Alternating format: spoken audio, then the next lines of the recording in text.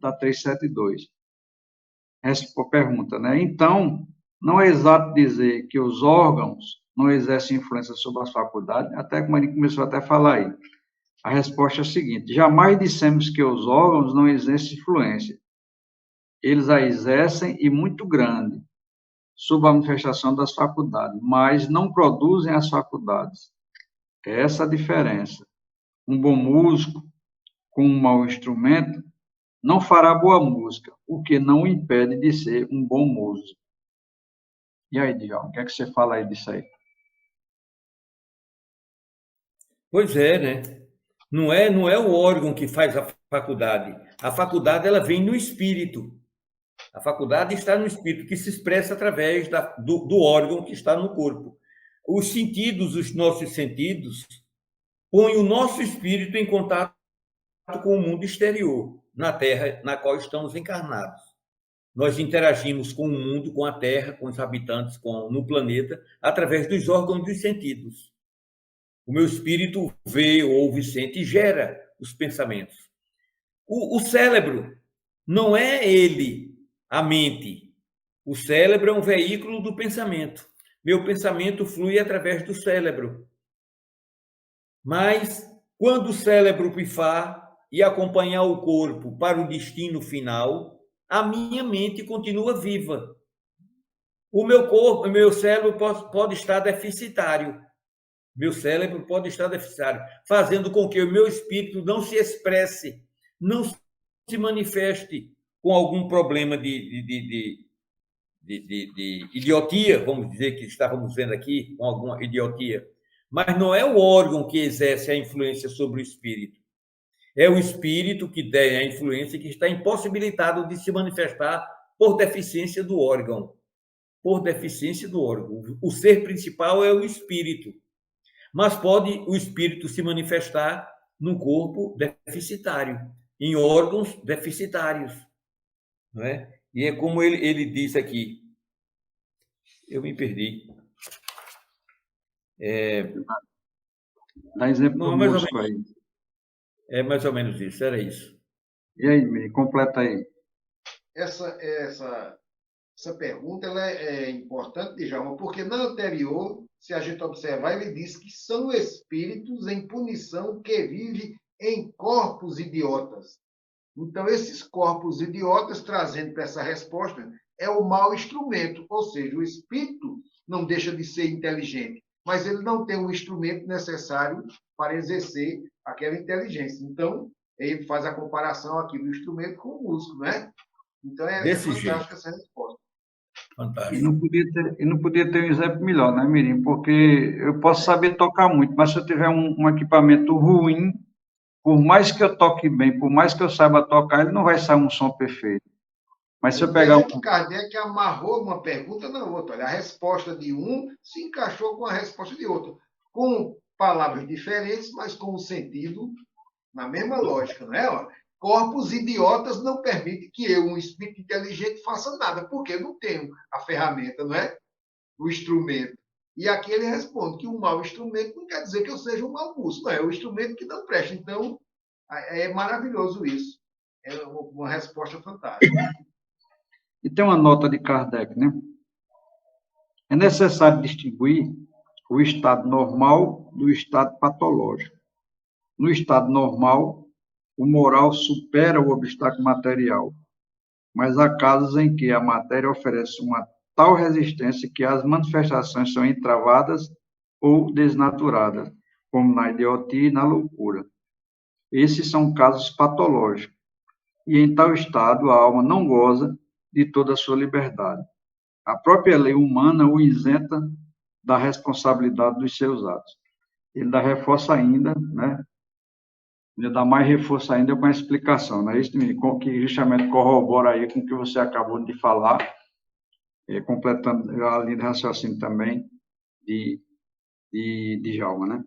Vamos ver mais uma pergunta para a gente encerrar o bloco, né? A pergunta é 373.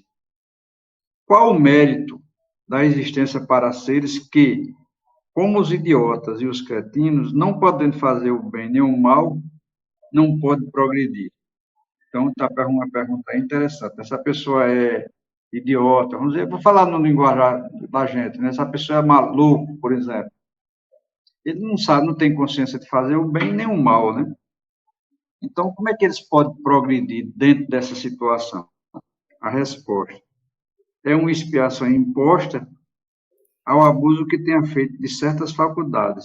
É um tempo de suspensão. E aí, Djalma, você tem uma maneira melhor de explicar essa situação para a gente?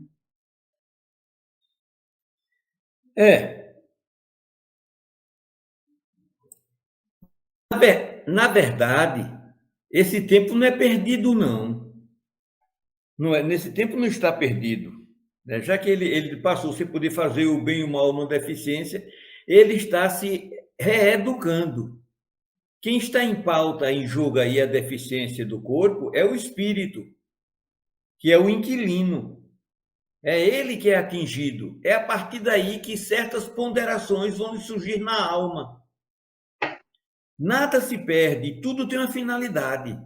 A autoiluminação do ser. Como nós, na nossa ignorância, que não é pequena, eu estou baseado na minha, e peço perdão, estou me baseando na minha ignorância, que é muito grande, não é? A nossa ignorância ela é tremenda, que não nos faz observar isso, mas o espírito é o grande alvo a ser atingido, para que nunca mais ele volte a reincidir no erro. Então, a pergunta aqui é uma expiação imposta ao abuso que puderam fazer. Veja, é uma consequência de atos feitos por ele, perpetrados por ele, que ele está sofrendo a consequência daquilo. Mas porque ele está sem poder se externar ou externalizar através do órgão aquilo que ele almeja, ele não é perdido essa encarnação. É de muita valia para ele, para o espírito reencarnante, né? São aquelas colocações que na alma, durante a noite, na hora que aquilo lhe passa no juízo. Os mentores espirituais, muitas vezes, lhe tocam, lhe tiram do corpo, lhe mostram, fazem um paralelo. Ele não sabe ao certo dizer como é aquilo, mas está dando valor, como é bom poder falar, dizer, externar aquilo que eu não posso, não é? Então, aquilo vai levando ele a compreender certas coisas nos meandros do seu ser, na intimidade de seu ser, né? E ele é de proveito, embora a gente perceba, acha que não seja, mas é de muita valia. É tanto que os espíritos, me lembrei aqui, agora eu vou dizer, com a permissão dos senhores, perguntaram aos espíritos sobre a eutanásia, se era lícito o homem antecipar a morte. E os espíritos responderam, não antecipem, porque tudo ali é muito importante. É naqueles momentos finais que o espírito chega à conclusão que ele passou a vida toda e não chegou.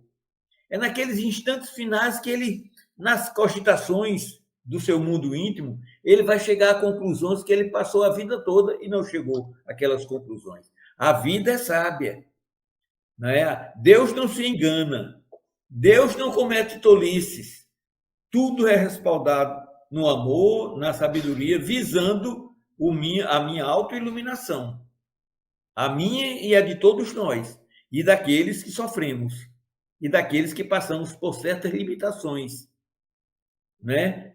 Ao ponto da gente dizer, eu vou sair disso, eu vou sair dessa situação, e sai.